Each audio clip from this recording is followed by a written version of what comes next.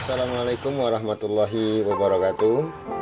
Selamat pagi teman-teman Diksi Mania dan Otomotif Mania.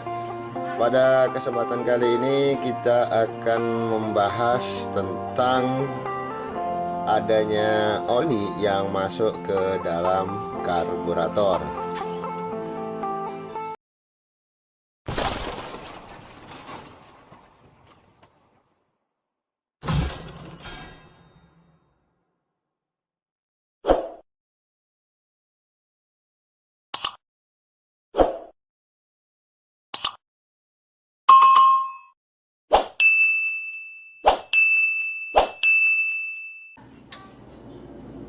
Oli yang masuk ke dalam karburator, jangan buru-buru kita judge ataupun kita nilai bahwa terjadi penurunan kompresi atau adanya kebocoran klep dan sebagainya, sehingga kita berpikir bahwa wah, ini harus turun mesin separuh dan akibatnya kita memerlukan biaya yang cukup tinggi.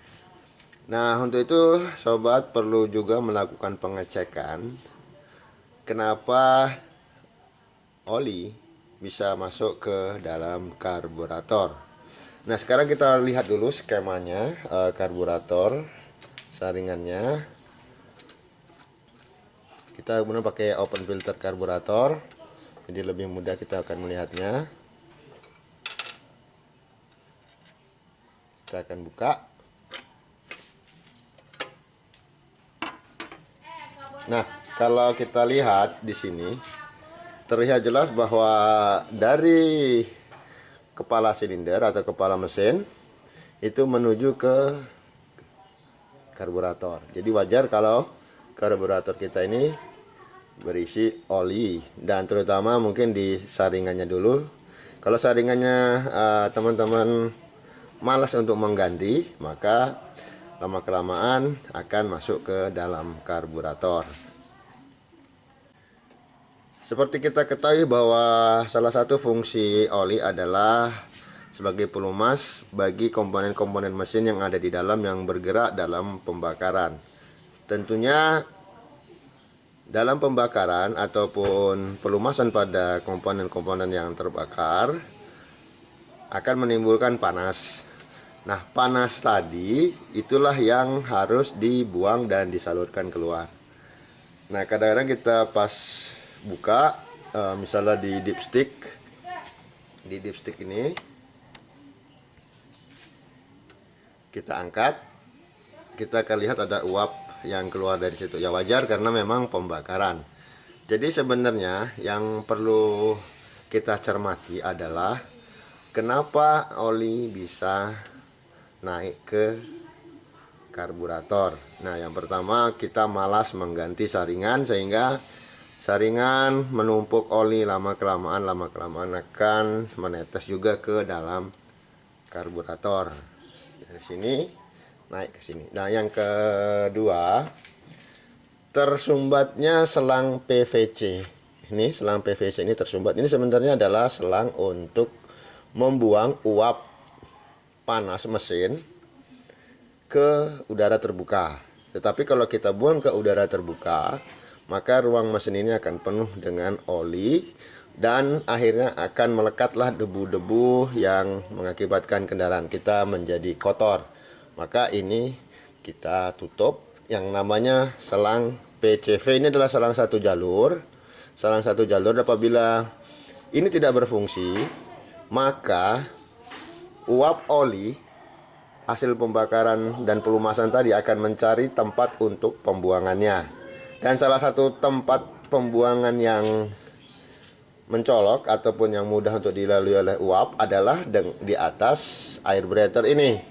Sehingga yang seharusnya ini adalah untuk menampung uap-uap sisanya saja ke karburator, tetapi karena tidak ada lagi lubang yang untuk pembuangan, mau tidak mau seluruh uap oli akan tertumpu pada air breather ini dan akan dibuang ke dalam karburator, sehingga mengakibatkan karburator kita penuh dengan oli. Nah, itu Jadi teman-teman jangan buru-buru menjudge bahwa ataupun menganggap waduh mobil saya penuh dengan oli di karburatornya, dan banyak teman-teman yang bilang harus turun mesin dan sebagainya dan sebagainya. Yang perlu kita perhatikan adalah cek dulu PCV-nya. Ini ada jalur satu arah dan ini dibuang ke manifold agar tidak mengotorin ruang mesin. Nah, ini dibuang ke manifold atau kasarnya ke pembuangan karburator, ke pembuangan knalpot agar dibakar bersamaan dengan hasil pembakaran. Jadi sebenarnya ini dibuang.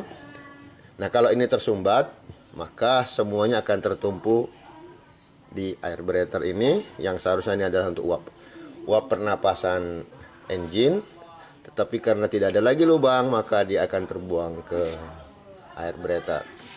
Nah, selanjutnya yang perlu teman-teman perhatikan adalah dalam pengisian oli haruslah menggunakan takaran-takaran yang telah disesuaikan oleh pabrikan. Misalnya untuk Corolla DX itu kita menggunakan oli ukuran 3 liter, dan apabila kita mengganti saringan maka kita cukup menggunakan 3,2 liter. Kalau memang mau menggunakan 3,5 liter ya juga tidak masalah, tetapi jangan terlalu over karena mengakibatkan oli yang kelebihan tadi akan mencari tempat untuk pembuangannya. Jadi teman-teman sesuaikan dengan kapasitas oli untuk kendaraan. Nah, yang selanjutnya juga perlu diperhatikan adalah SAE-nya, viscosity-nya atau kekentalannya. Itu untuk kendaraan-kendaraan tua dia menggunakan viscosity ataupun kekentalan SAE 20W50.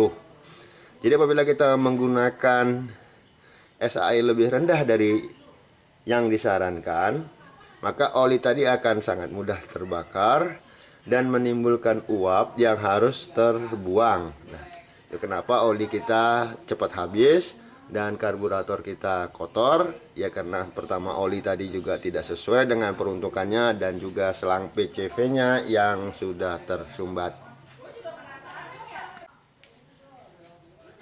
Demikianlah tadi Sobat Diksi Mania dan Otomotif Mania, pentingnya selang PCV ini jangan sampai tersumbat, karena apabila dia tersumbat maka oli ataupun uap oli hasil pembakaran akan mencari celah untuk dia bisa melepaskan dari kepala mesin, dan salah satu tempat yang masih bisa dia lalui adalah di air breather kendaraan ini, sehingga oli akan penuh di karburator. Nah, demikianlah yang dapat saya share kepada teman-teman semua. Semoga bagi teman-teman yang punya kendala bahwa karburatornya penuh dengan air, cek dulu selang PCV-nya. Dan untuk teman-teman yang tidak ingin juga bermasalah lagi ke depan, ya walaupun sudah kita ganti, ini sebaiknya kita ganti menggunakan air breather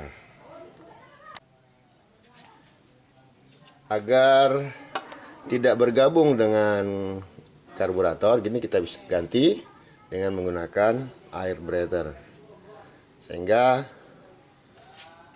kendaraan kita olinya atau uap oli itu tidak bergabung dengan karburator dan dia berdiri sendiri, sehingga nanti mudah untuk dicuci kalau kita menggunakan air breather ini. Ya teman-teman sekalian, itulah yang dapat saya sampaikan ke teman-teman. Perhatikan juga kendaraan kita, jangan terburu-buru nafsu bahwa ini itu hasil teman-teman yang ada di grup. Tapi ini karena adalah pengalaman sendiri, kita bisa lakukan sendiri tanpa harus ke bengkel, karena biaya ke bengkel juga bisa cukup lumayan karena ketidaktahuan kita. Semoga yang dapat saya sampaikan ini bermanfaat bagi teman-teman semua, dan bagi yang belum subscribe silahkan subscribe. Saya tunggu subscribe-nya. Terima kasih. Wassalamualaikum warahmatullahi wabarakatuh.